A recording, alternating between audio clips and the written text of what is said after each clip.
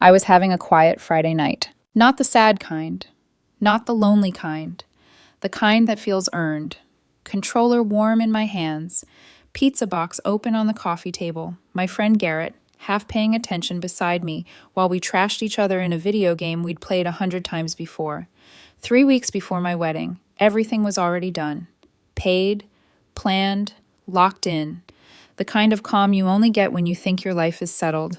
My fiancé was in Vegas. Bachelor party weekend. Strip lights, loud clubs, matching shirts with stupid slogans.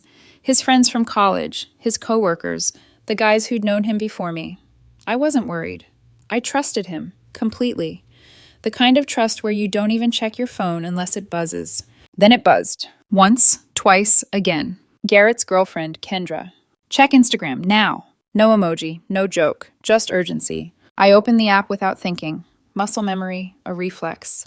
And there it was. Posted 12 minutes ago. By his ex. A carousel of photos that rewrote my entire future in under 3 seconds. The first photo was a club.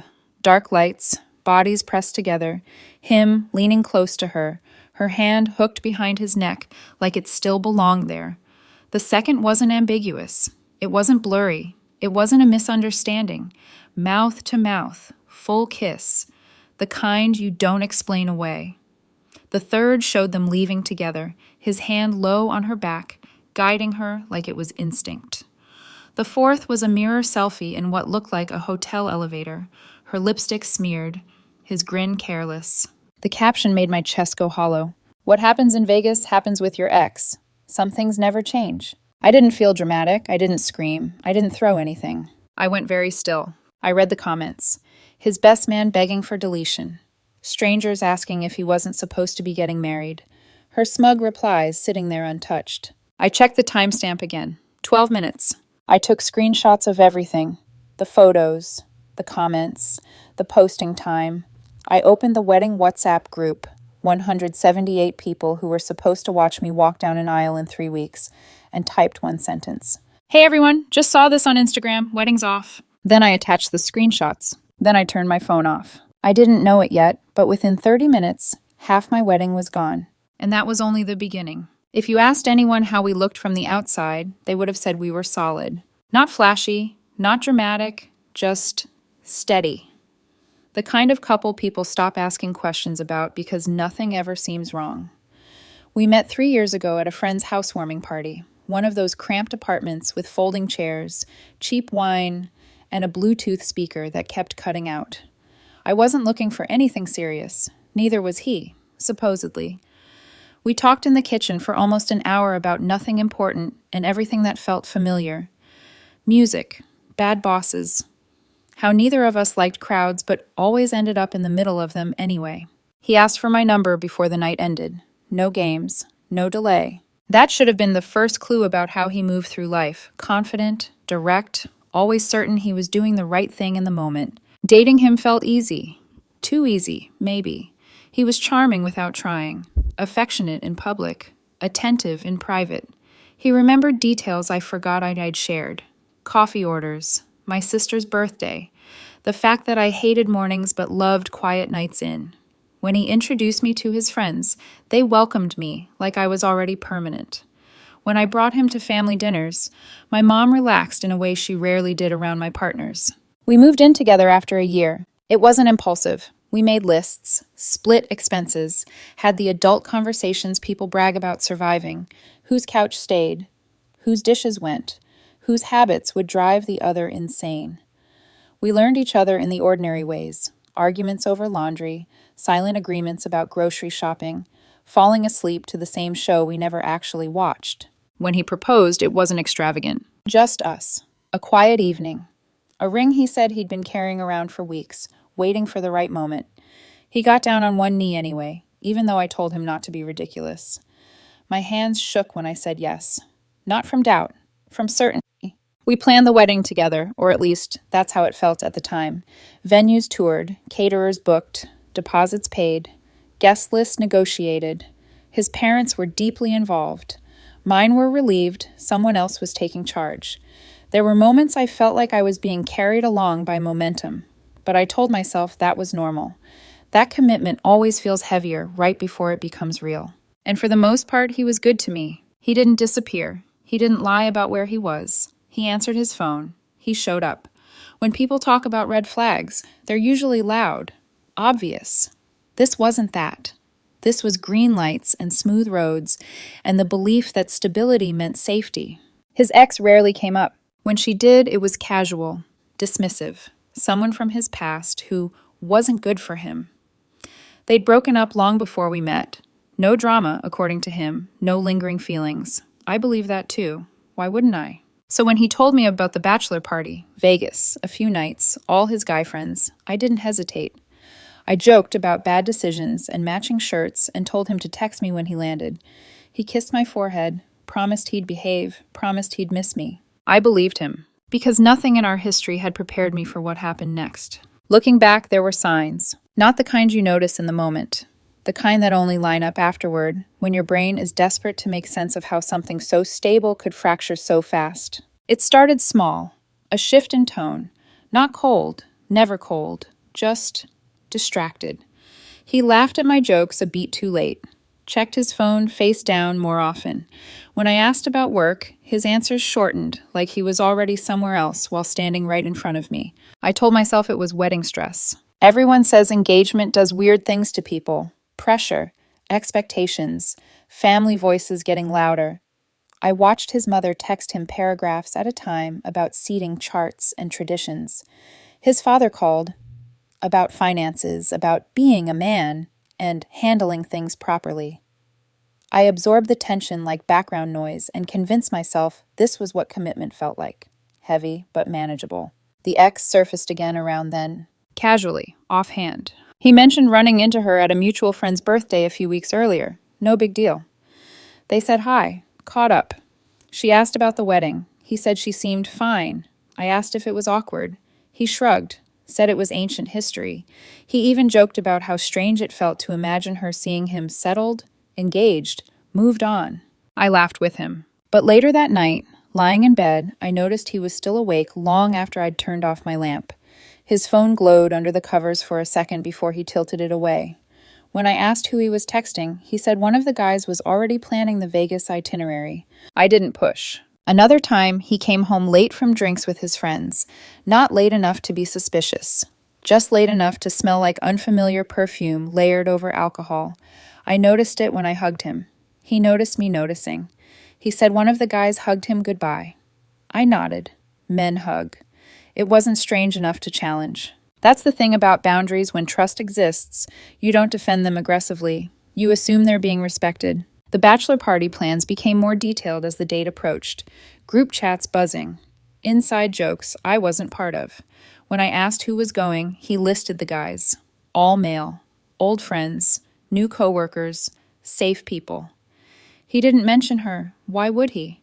She wasn't part of his life anymore. I asked, half joking, if I needed to worry about anything. He smiled, kissed my cheek, told me I was being ridiculous, told me I was the only woman he wanted, told me Vegas was just Vegas. And I believed him, because belief had always been rewarded before. The night before he left, we packed together.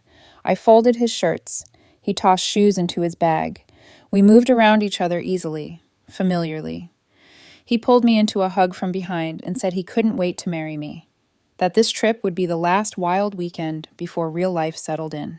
I watched him leave the next morning, suitcase rolling behind him, waving back at me like everything was exactly as it should be. I remember thinking how lucky I was. I remember thinking how calm I felt. And I remember wishing, briefly, that something about it all felt more real. Friday night arrived quietly. Too quietly in hindsight. My phone was face down on the coffee table when it buzzed. Once, then again. Garrett glanced at it. You gonna check that? It's probably nothing, I said, still staring at the screen in front of me. The buzzing stopped, then started again, longer this time, insistent. I flipped the phone over. It was a message from Kendra, Garrett's girlfriend. Not a meme, not a joke, just 4 words. Check Instagram, now. No context, no emoji, no follow-up. My stomach tightened before I even unlocked the phone. His ex. Posted 12 minutes ago. I tapped before I could talk myself out of it. The photos were worse than I'd pictured. Evidence, not rumor. I took screenshots. Every photo, every comment. the posting time. I made sure the bracelet on his wrist was visible, the one I'd given him last month, the one engraved with our wedding date. Then I opened the wedding WhatsApp group. 178 people. Family, friends, co-workers, people who'd booked flights, bought outfits, cleared schedules. I typed one sentence. Hey everyone, just saw this on Instagram. Wedding's off. I attached the screenshots. I stared at the message for half a second. Then I hit send and turned my phone off. Garrett didn't say anything. Neither did I. We went back to the game. I didn't know it yet, but in that moment, quiet, ordinary, almost boring, everything had already exploded. Silence has weight. I didn't realize how heavy it could feel until my phone went dark and the room stayed exactly the same. Same couch, same TV glow, same half-empty pizza box, while my life quietly rearranged itself somewhere else. Garrett finally paused the game. Your phone's gonna explode, he said gently. Not curious, not amused, just stating a fact. Probably, I replied. My hands weren't shaking. That surprised me. I waited for adrenaline, for rage, for something cinematic. It didn't come. What I felt instead was clarity, clean, sharp, like a window wiped clear after years of smudges you didn't know were there. We played for another 40 minutes, maybe an hour, I don't know. Time went soft around the edges. Eventually, I reached for my phone and turned it back on. 312 notifications. The screen lagged as they poured in. The wedding group chat was chaos. Messages stacked so fast I could barely read them. Questions, shock, arguments breaking out mid-thread, people announcing they'd canceled flights, others asking if it was real, some already picking sides. My mom, is this true? His mom, Diane. This is clearly photoshopped. My brother, Holy. His dad. Someone explain what's happening. My cousin. I already canceled my flight. A random acquaintance. I knew something was off about him. I scrolled slowly, detached, like I was reading about someone else's life. Diane launched into damage control almost immediately. Long paragraphs about obsession, old photos, how people shouldn't judge without knowing the truth. Then my uncle replied. The iPhone in his hand wasn't released when they dated. Diane deleted her message. That made me smile, just a little. The direct messages came next. Most were noise, sympathy, shock, awkward check-ins. But one stood out. From his best man. I swear we didn't know. He said he was sick and went back to the room. Please don't do anything crazy. So even his friends didn't know. Good to know. The calls started shortly after. I declined the first, then the second, then the third. The timestamp told me it was nearly 3 a.m. his time. Then the texts. Those are old photos. She's psycho. He photoshopped them. Please answer. I'm flying home now. Why would you send that to everyone? You're ruining my life. That last one made me laugh out loud. I didn't reply. By morning, 89 people had left the wedding group chat without a word. No goodbye, no explanation, just gone. The ones who stayed were either confused or invested in the fallout. At 8 a.m., there was a knock on my door. He stood there looking wrecked, eyes red-rimmed, hair unbrushed, still wearing the stupid matching shirt from the bachelor party. He opened his mouth before I could say anything. Please, let me explain. Explain what? I asked calmly. How you tripped and fell into your ex's mouth? He flinched. They're old, he insisted, from before. She's lying. I crossed my arms. You're wearing the bracelet I gave you last month, with our wedding date on it. His eyes dropped to his wrist. Silence. She edited it, he said weakly. She edited your new piercing? Your Vegas nails? The outfit you bought for this trip? He started crying then. Real tears. The kind meant to soften things. Okay, he said. I saw her there, but it was just a coincidence. I was drunk. Everyone was passed out. I was alone. It didn't mean anything. Cool, I said. Then the wedding being canceled shouldn't mean anything either. He looked up sharply. You can't cancel our wedding over one mistake. I didn't cancel it, I said. I informed people why it wasn't happening. That's when he got angry. You humiliated me, he snapped. My grandmother saw those photos. My boss. Everyone. Your ex posted them publicly, I said. I just made sure our guests didn't waste their money. This is so typical of you, he said. You always overreact. When have I ever overreacted before? He couldn't answer. Because I didn't. Cheating just wasn't something I negotiated. He didn't leave right away. After the anger came bargaining, like flipping through emotions until he found one that might still work on me. His voice softened. His shoulders slumped. He sat down on the edge of the couch like he belonged there, like this was still a conversation between two people trying to fix something. My parents already paid for everything, he said carefully. The venue, the catering, deposits, you know that. I do, I said. That's between you and them. He looked up. You should help cover it. I actually laughed. Not loud, not cruel, just surprised. Why would I pay for a wedding I didn't cancel? You sent those photos to everyone, he said, frustration creeping back in. You made it public. She made it public, I replied. I forwarded what was already out there. You could have handled it privately. You handled your ex privately, I said. Look how that turned out. That's when his phone rang. His mom. He answered immediately, like a lifeline had been thrown. I could hear her voice through the speaker, tight, controlled, already in crisis management mode. She was at the venue. His father was there too. They were being told there was a $30,000 cancellation fee. He looked at me, eyes wide. You should pay half. Something in me shut completely. No, I said. What do you mean no? I mean no, I repeated. You cheated. The wedding's off. The financial consequences belong to you. He stood up then, pacing. This isn't fair. Neither was watching you make out with your ex in Vegas. His mom kept talking, voice rising. He tried to shush her. It didn't work. Eventually, he hung up and turned back to me, jaw clenched. This isn't over. I know, I said. He grabbed a bag and started throwing things into it. Not carefully, not violently either, just careless. Pillows, clothes, magazines. He knocked over a lamp and didn't bother fixing it. 3 years, he snapped. 3 years I wasted on you. I tilted my head. Weird way to describe a relationship you're trying to save. That stopped him. He left shortly after, but not before saying it again. Quieter this time, like a promise. This isn't over. He was right. Sunday morning, I walked out to my car and froze. Deep scratches ran across the hood, jagged and angry, carving letters into the paint. My stomach twisted, not from sadness, but from disbelief. I checked the garage footage. It was him. 3 a.m., hoodie up, keys in hand, no hesitation. I filed a police report. By afternoon, the calls started. His father, Richard. Let's be reasonable, he said, like this was a business negotiation. The wedding cost $73,000 all in. That's a lot of money. I'm sure it is. You should contribute. Why? Because you made this public. You could have protected her reputation. Your son protected his ex pretty well, I said. Maybe talk to him about that. That's unfair. Richard, I said evenly. He cheated. The wedding is off. The costs are not my responsibility. There was a pause. We're considering legal action. For what? Deliberate infliction of emotional distress. Deposits we can't recover. I smiled to myself. Good luck. He hung up. Monday morning, a letter arrived. From a lawyer. It demanded I pay half the wedding costs plus damages for humiliation. I forwarded it to a friend from law school. He called me 10 minutes later, laughing. This is toilet paper, he said. No real lawyer would file this. Turns out the lawyer was Richard's golf buddy. Real estate law, not litigation. But that didn't stop them, because logic had officially left the building, and things were about to get much worse. By the time Tuesday rolled around, the adrenaline was gone. That was the dangerous part. The house felt too quiet, not peaceful, hollow, like sound went in and didn't come back out. I moved through my apartment slowly, touching things without meaning to.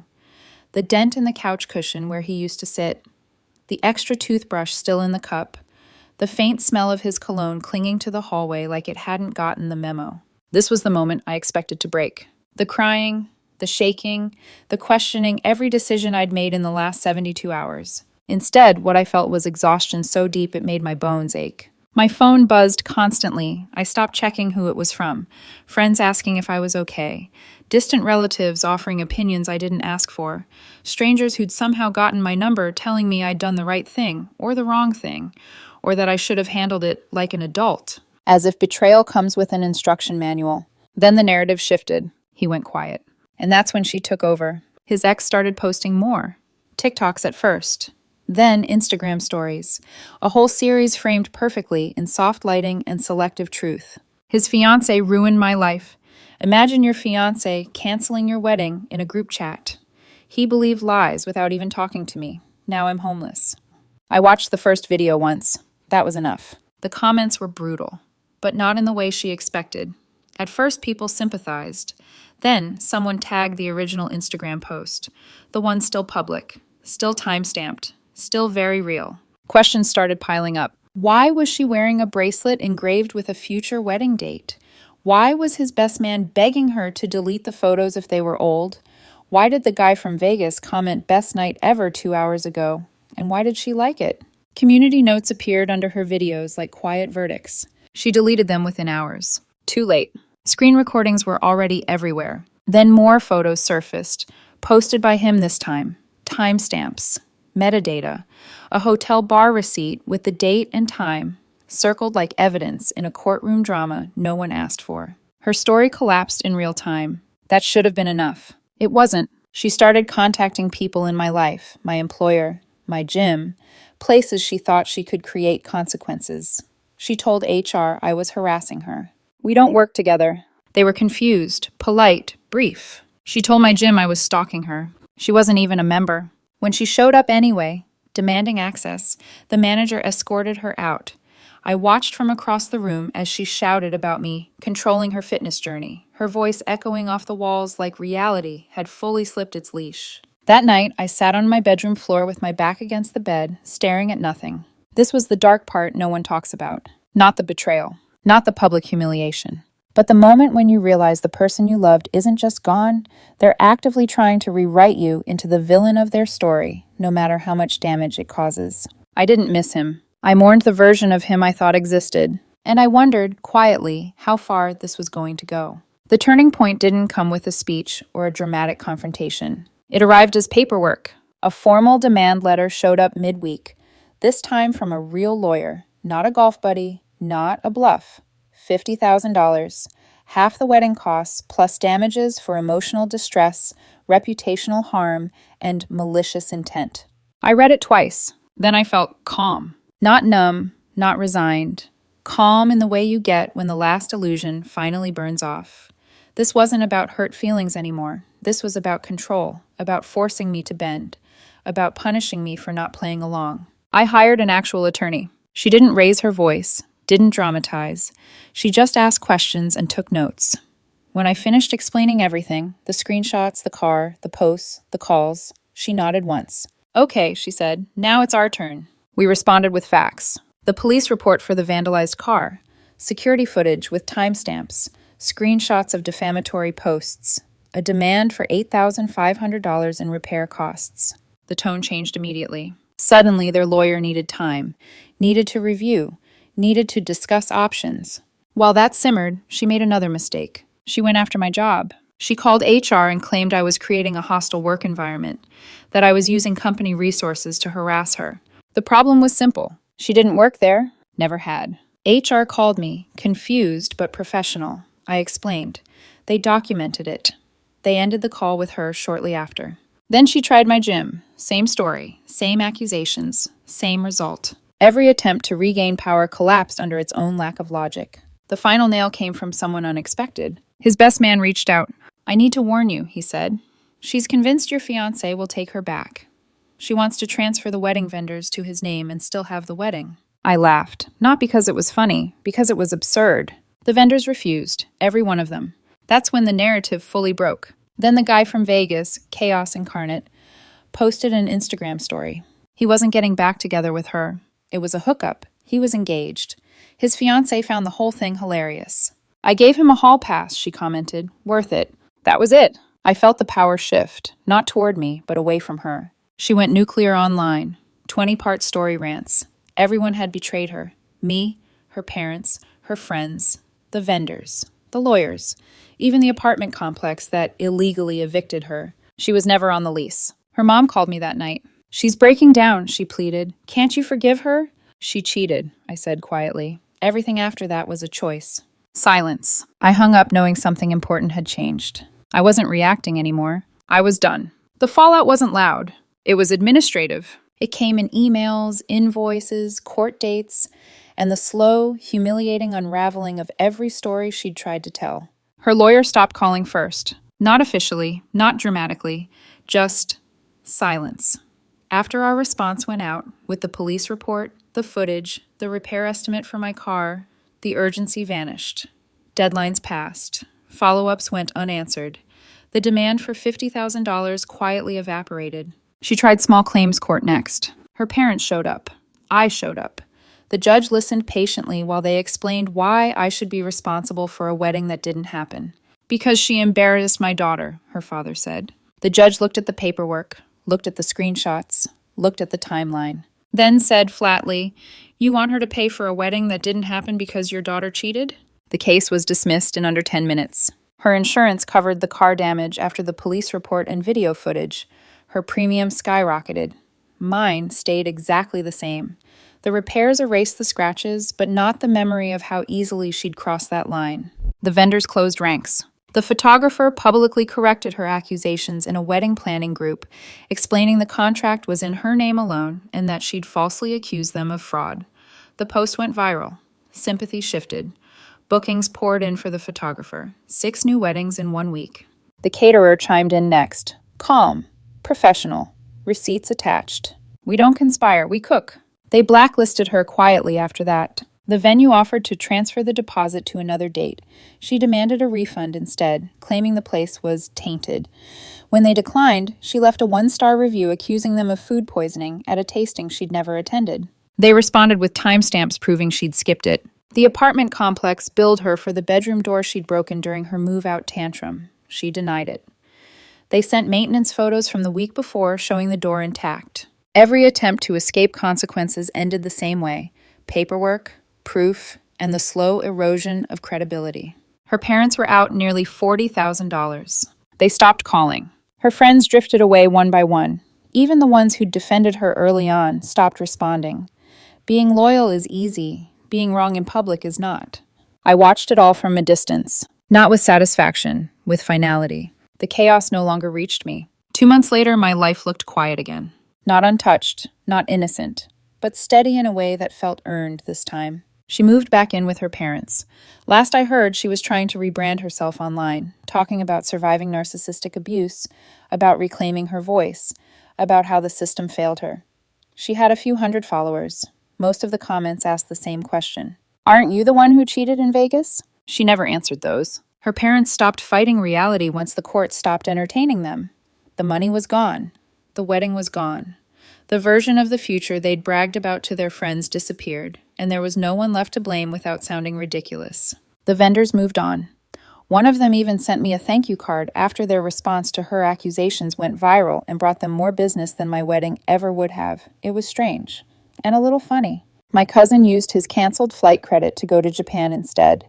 He sent me photos from Tokyo with the caption, "Better than a wedding where the groom made out with his ex." Family legend. I started dating again slowly, carefully, no rushing, no proving anything. I met someone through my rock climbing group. Easy laugh, steady eyes, zero tolerance for nonsense. He knew the whole story. Sometimes he'd joke, "Promise you won't make out with your ex in Vegas." We'd laugh. One night an email came through. Subject line, closure. 3,000 words about how I ruined her life, destroyed her reputation, turned everyone against her, cost her family money, took everything from her. I read it once. Then I replied with 2 words. I am. She wrote back immediately. That's it, after everything? Yes. She sent 12 more emails. I marked them as spam. The last time I saw her was outside my apartment. She showed up with a box of things she claimed were mine. They weren't. A toaster we never owned, a blanket from her parents' house, a receipt still attached. I told her calmly, none of this is mine. She stared at me like reality had betrayed her one last time. Then she left. I haven't heard from her since. And the thing people keep asking, the thing they want me to regret, is the screenshots. Do I wish I'd talked to him first? No. He was in Vegas with another woman's tongue in his mouth. There was nothing left to discuss. I didn't ruin a wedding. I stopped one from happening. And if there's a lesson in all of this, it's simple. Trust isn't about believing someone blindly. It's about what they do when they think no one is watching. And if someone shows you who they are, don't protect them from the consequences. Protect yourself.